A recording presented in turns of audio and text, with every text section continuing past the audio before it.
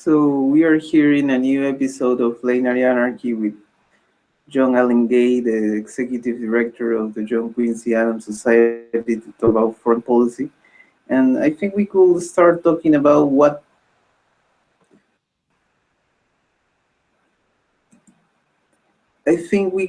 we could start by talking about um, what the 2016 election uh, what was the role of foreign policy in the 2016 election, because a lot of thought was in the initial 2013 and 2014. There was a thought that this could be a foreign policy election, and some people like Danny Larson have pointed out that it wasn't, that the foreign policy was a second subject. So what do you think of the role of foreign policy?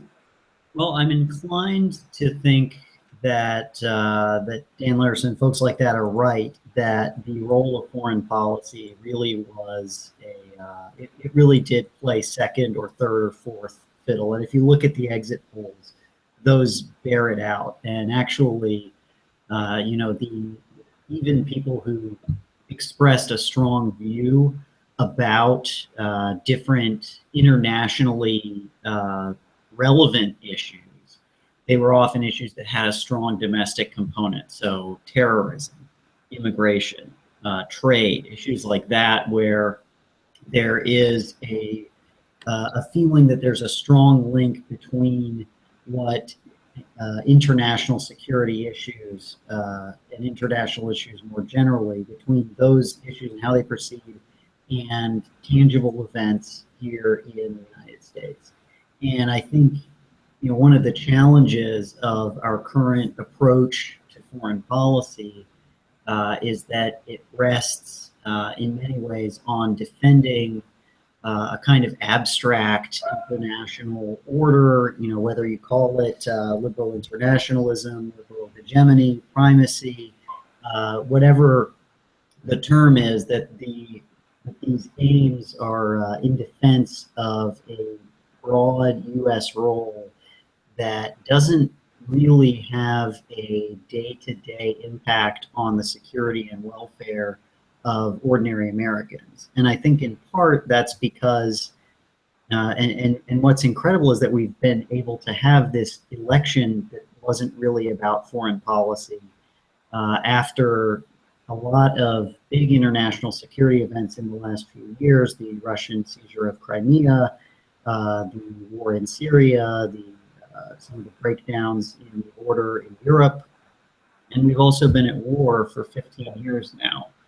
And in spite of that, in spite of all of that, it ended up being an election about domestic politics. And really, it seemed to be less even about domestic politics, as about questions of political identity and a broad referendum on the direction that the country was heading. And, I think a big part of what has made this kind of strange imbalance sustainable is that a lot of our international security policy is effectively being paid for through debt. That the direct impact on American pocketbooks is not presently being felt, even though the actual costs of some of these overseas interventions, like the war in Iraq, like the sustained mission in Afghanistan, has actually been quite high. There was a Brown University study done recently that put the cost of those two wars at around $4 trillion in the medium term, and the net cost, the net added costs by about 2053 or so, they expected would be on the order of 12 trillion, which is around 70% of our current GDP. So these are some pretty dramatic figures, but because they're not being taken directly out of our pocketbook right away, the impact on elections, on outcomes, has not been dramatic yet. Yes, I was thinking that this election was especially I think that the surprise was the rise of Bernie. Also, I think that his foreign policy wasn't a focus of his campaign, and he was much more focused domestically than even Hillary. And with the Republican campaign was a bit a little bit in some ways different than other times because it was a very broad field. But unlike 2008 or 2012, where there was someone who, like Ron Paul, with a very particular foreign policy distinction, it wasn't that clear. Like, well, 2016, despite having someone like Ron Paul, that his foreign policies, at least his instincts and his probably his intellectual journey is more closer to libertarianism.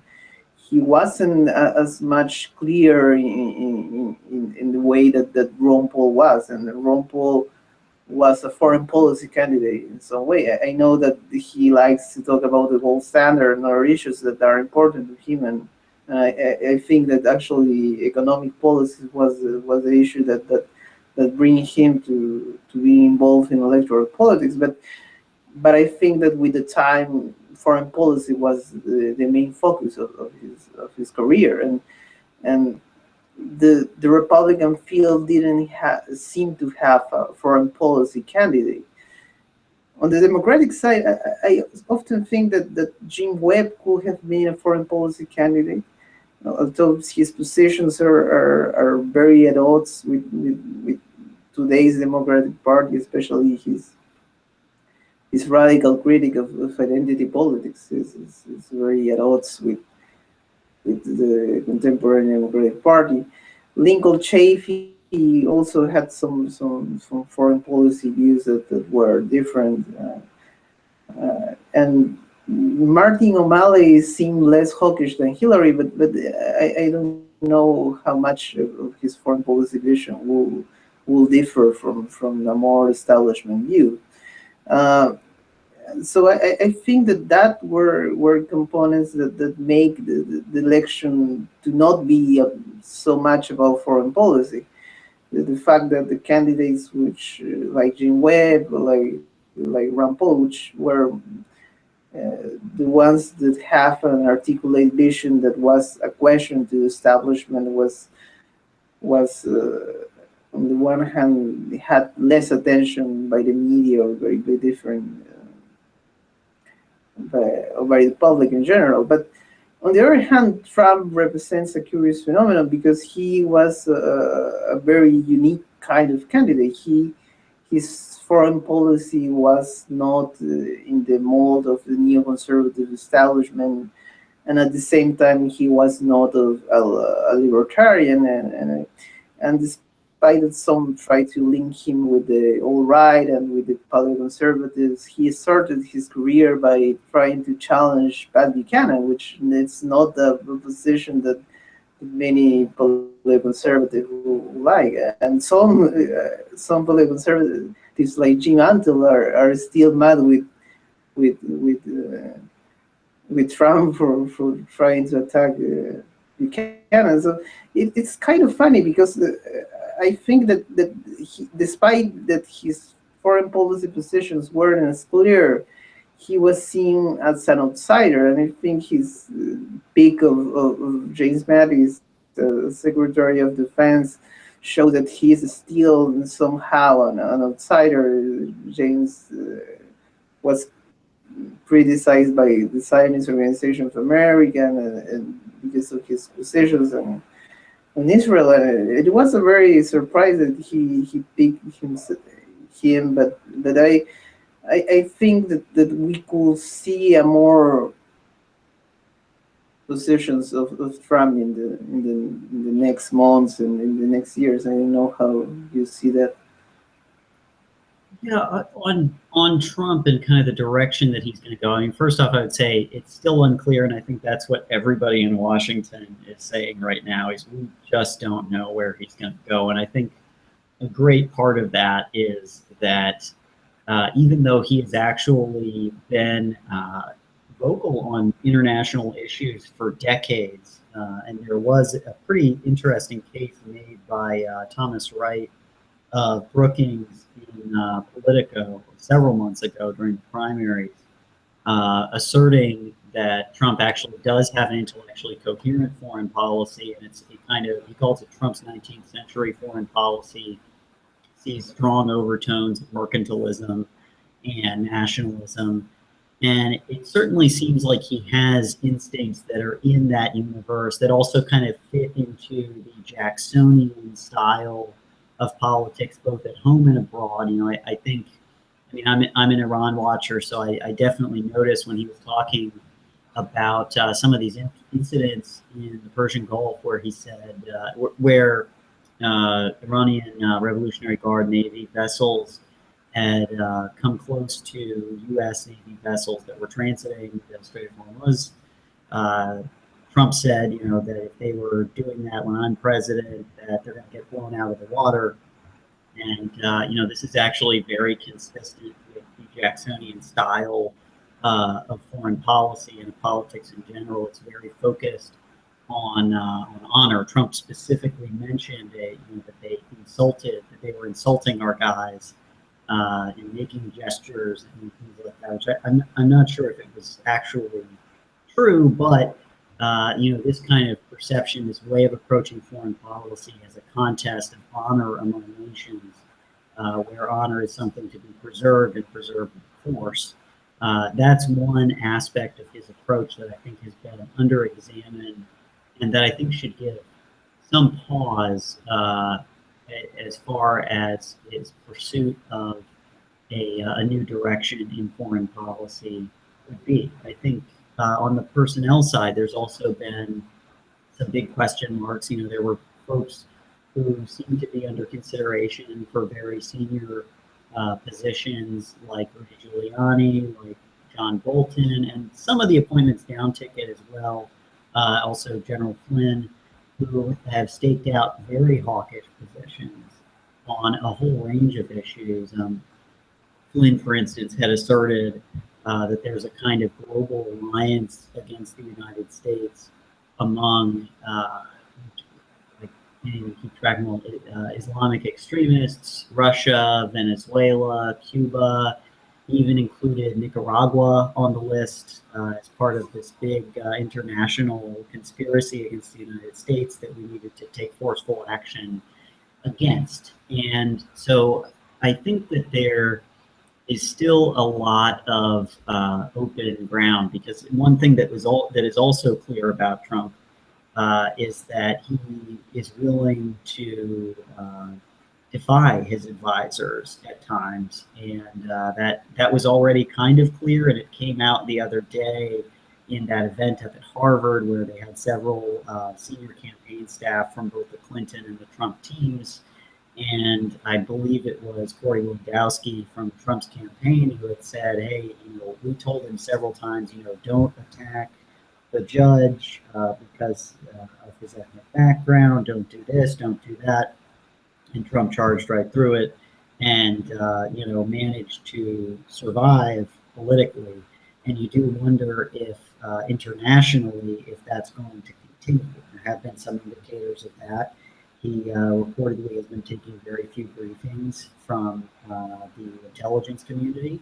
He has apparently not been working a lot with the State Department ahead of these calls with foreign leaders. And actually just today we saw several expressions of outrage in the press and in the Twitter sphere within just the past few hours that he had spoken on the phone with the president of Taiwan, which is the sort of thing that you would do if you aren't necessarily being advised by the State Department, which would very much urge people not to do that. It was apparently the first time a president and president-elect had done it since the renewal of relations with China. And it remains to be seen what China's reaction is to that. But, I think there are a lot of indicators that there is still a possibility that he would be a lot more hawkish in foreign policy, particularly on the issue of Islamic extremism. I think that quite clearly was an issue that he was able to mobilize a lot of folks on throughout the campaign. And, it has been a consistent part of his rhetoric. I think he would enjoy a fair bit of popularity in pursuing that. There would be broader questions about what America's role in the world would be, and how the international system would operate if America was really centering its foreign policy on combating particular forms of terrorism, and if we had kind of a revival of the George W. Bush style approach, which was one way of conducting a global war on terror, which is to say, we are opposed not to particular terrorist groups based on their attacking the United States, but on the broader tactic of terrorism, which is actually a very broad mandate and can end up putting the country and its projects in bed with some very dangerous actors, or at least unsavory actors. And I think that would be another risk if we pursue a policy that really zeroes in on Islamic extremism at the expense of other strategic factors.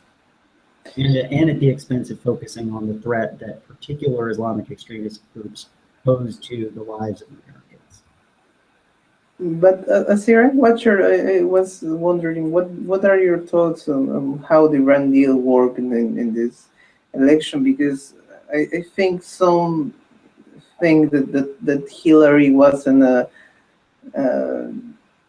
big fan of the Iran deal, but she come toward the most the fact that it was popular among the base because it was backed by Obama, but some establishment Democrats like Chuck Schumer opposed it.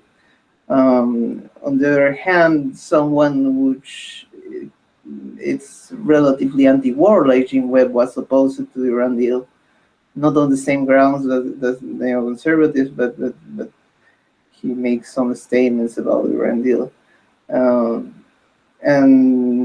And while Trump always seemed to be anti-establishment, the Iran deal, he was on the same core that most average Republicans.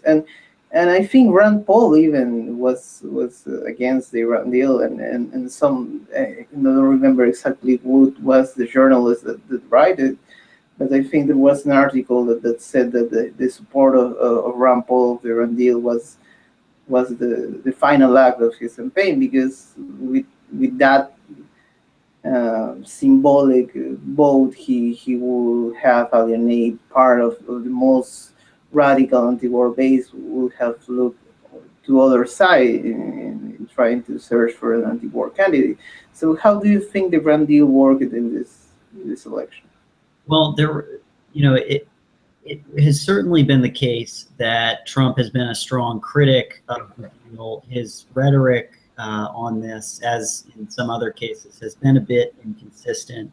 At times he said he'll rip it up. At times he has said that he'll renegotiate it, or that he could have done better, but you have to handle the deal. And on the Iranian side, there has actually been a remarkable amount of rhetoric about his status as a businessman. Businessmen make deals and keep deals, and that's how they operate. I think that may be a bit of a misreading on their part. But I think there is a desire in kind of the mainstream currents of the right to revisit the deal, to adjust the terms. At the grassroots level, that there might still be talk of ripping up the deal, but among the expert community, for probably about a year on the right, there has been much more focus toward adjustments to the deal, and there have been very prominent conservative aligned Iran experts who have said that we absolutely should not rip up the deal on the grounds that it would actually put the Iranians in a very strong position internationally. And there would be a number of tangible risks with a direct attack on the deal, which would be that the real effective point of the sanctions was not when the U.S. sanctioned Iran, because that's something that we've been doing to various degrees for about 35 years now. But when the Europeans sanctioned Iran, because they're a much more central business partner for the Iranians.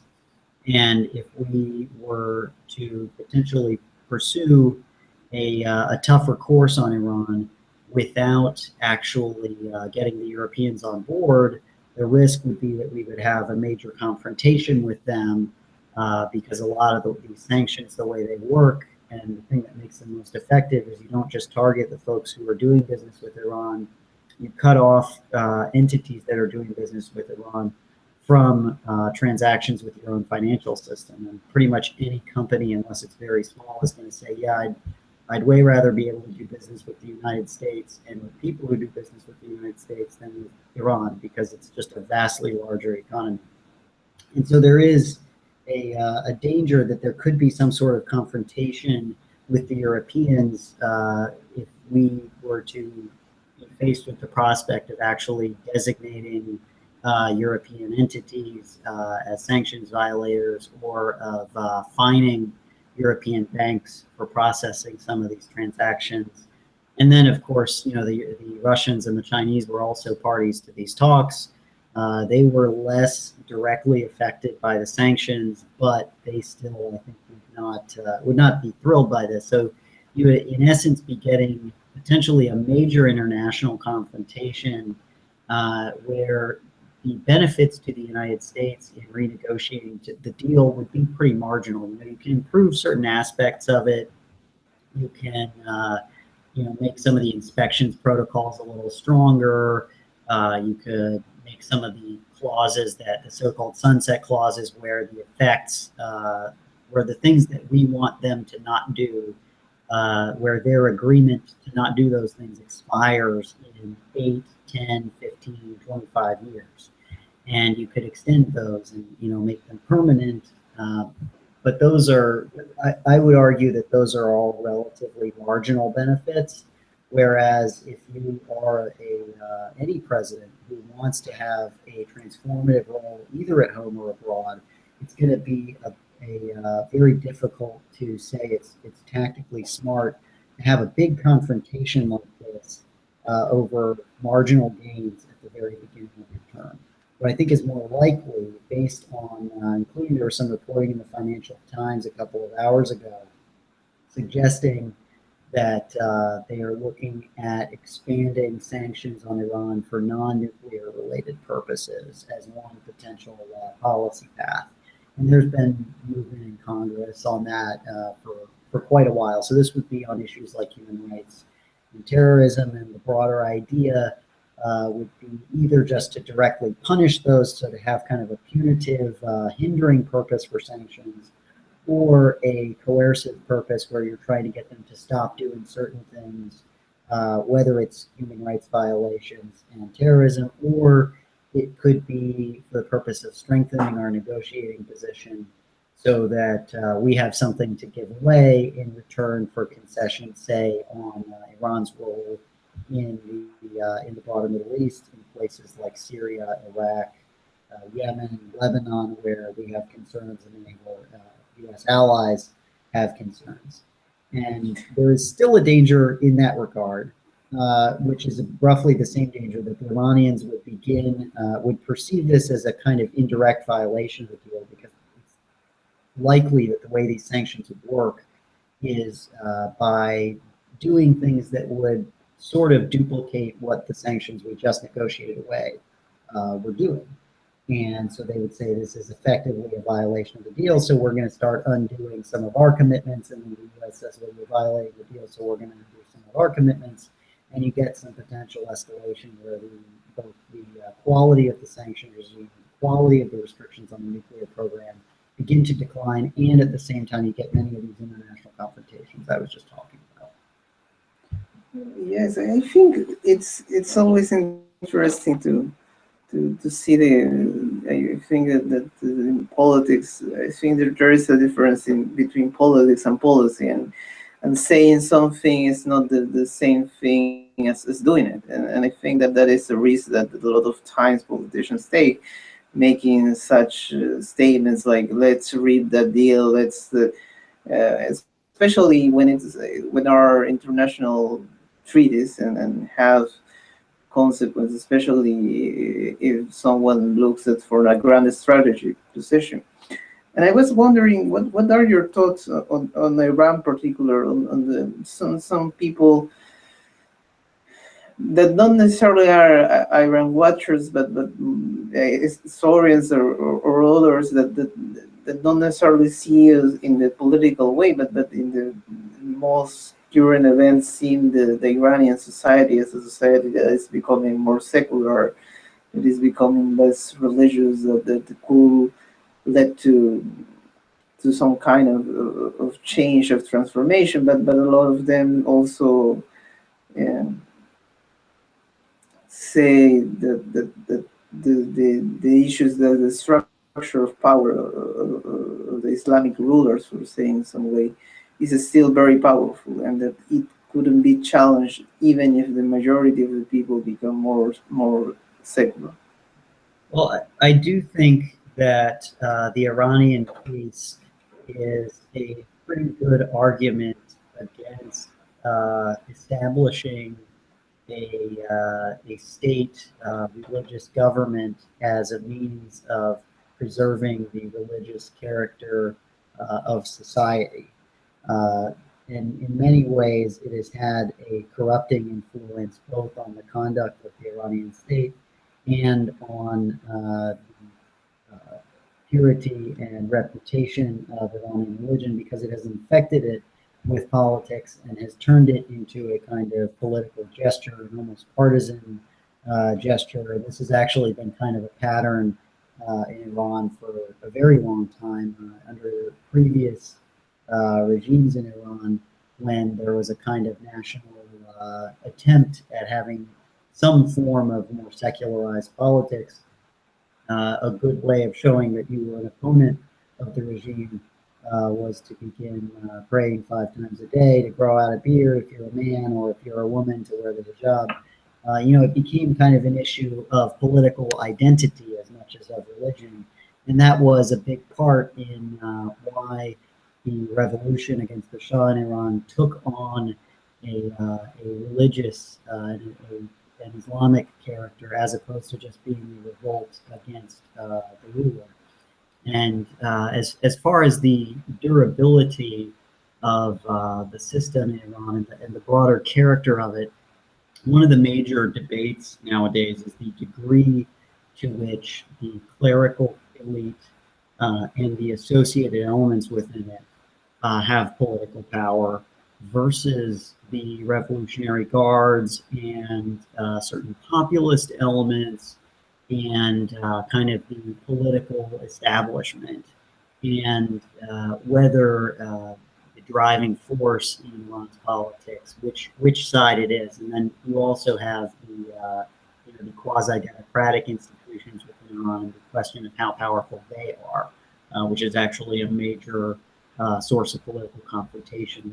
There's a huge battle brewing between the Majlis, the legislature, on the one side, and the judiciary on another, and it's kind of it appears to be an indirect fight with the real motive force in the regime, which is the Guardian Council, which has been seeking the power to supervise members of the Majlis during their terms, which would effectively likely mean that they could remove them while they are serving for offenses that might not be specified. And so, for example, there was a fairly well-known parliamentarian in the past week who was subject to an attempted arrest by forces of the judiciary, and it apparently was in part caused by his criticism of the judiciary, which is actually, if that's the case, it's a violation of the Iranian constitution, which says that members of parliament have immunity for the things they say during debate.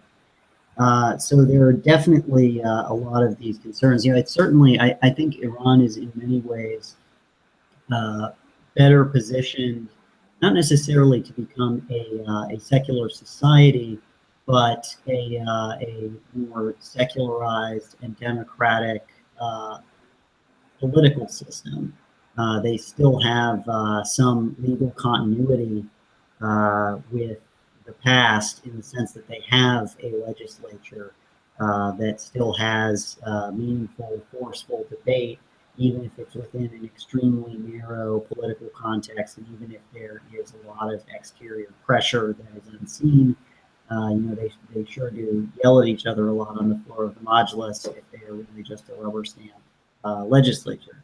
So I think there are some institutions there that could potentially be a source of strength for the broader political integrity of Iran in the event of a major crisis, even if the larger, the kind of revolutionary system were to start to fall apart. But as to whether that system ever will fall apart, I think nobody knows, and it doesn't seem like it's likely in the near future. The temperature of politics has been rising there a bit lately, and they have an election coming up in several months.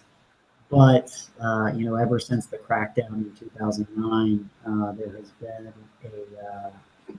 a kind of quietness in politics and in the oppositional forces. Well, and I think we could end by trying to talk about the relationship with Iran and Latin America. I think it's quite interesting. Someone who has been interested by Asia and this from some years, I have seen that there is more interest in Asia than I was wondering that there was in Latin America, especially in academic terms. But I think that most of people that in Latin America, especially scholars that make history of the Middle East or politics of the Middle East, are more interested in Arab countries and not necessarily in Iran. I have found some thesis about the Iranian Revolution, but it's of people that now teach universal history, so people that after their thesis, their subject of the studies are very different. And on the other side, I think that since Latin America seems a little bit more connected to Spain and via Spain to the Arabic countries, because some of the words in Spanish come from Arabic, and that so Iran and Turkey, in a certain extent, are countries that we see even more far away than the Arab countries, and we don't know much about Arab countries. But I think it's interesting. For example, there is a channel in Spanish that is on YouTube and that is founded by the Iranian government, and it seems that this Iranian channel it's actually cover especially left-wing protests and things like that, and it's kind of a very curious way to connect to Latin America. I think that generally there is not necessarily an hostility towards Iran. I think that especially left-wing governments like Venezuela have sympathy toward Iran. But I don't know how Iranian foreign policy will continue to be in the region. Yeah, well, and there are within the U.S. I think we tend to look at things through a securitized lens, and that includes Iran's role in Latin America.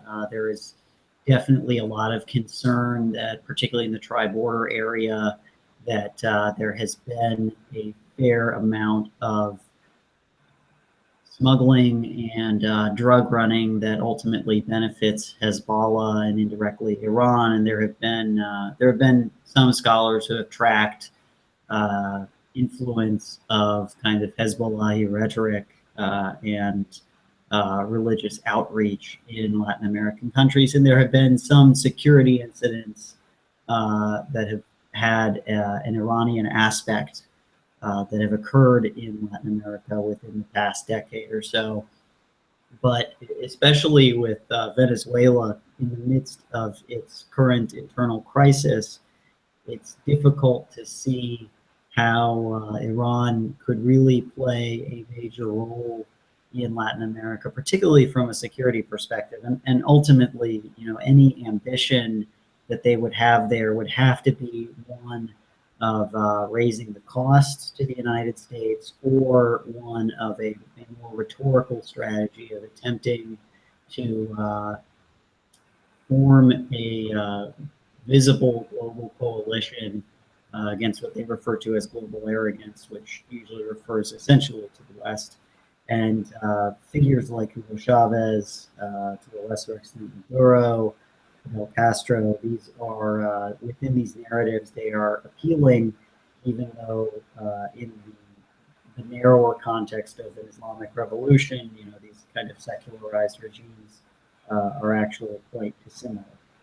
But it, I think it's going to be a question of resources and opportunity in Latin America. And I think a lot of the focus in Iran right now is actually on Europe, on reestablishing economic ties, on Asia, on economic ties there. There's an increasingly dynamic relationship with Russia. And I think those are going to be the real strategic touchstones. The other thing that Iran is dealing with now that it wasn't in, say, the Hugo Chavez era, is the war in Syria, which is a tremendous expense to them. We don't know exactly what the degree of expense is. Some estimates, even a number of years ago, were saying on the order of perhaps 10 billion, and so it has to have grown a great deal. There have been probably about 1,000 casualties of Iranians, and I think that may include associated forces that they've recruited of Shia, Afghans, and Pakistanis that have occurred in Syria. They also are heavily involved in Iraq, and these are the sorts of foreign policy problems, these long, slow, costly wars where success is not quite clear, that can really distract a country from having any broader ambitions. And also with the sanctions beginning to come off, it would be prudent to focus a lot on internal development. There's been a whole lot of underinvestment in a wide range of their sectors. Sector by sector, the figures are often in the many billions. And when you look at the scale of the economic benefits that they're getting from the deal, it really starts to get pretty short, and you have to figure out how they would possibly divide these things up among the many different competing priorities that they have right now. Yes, I think that with that we will end. I think it has been interesting to talk with you and people who follow you in the Twitter. This direction is evolve, and also follow the interesting world of the John Quincy Adams Society. And well, I think thanks for being here. Absolutely. Thank you for having me. Well, bye.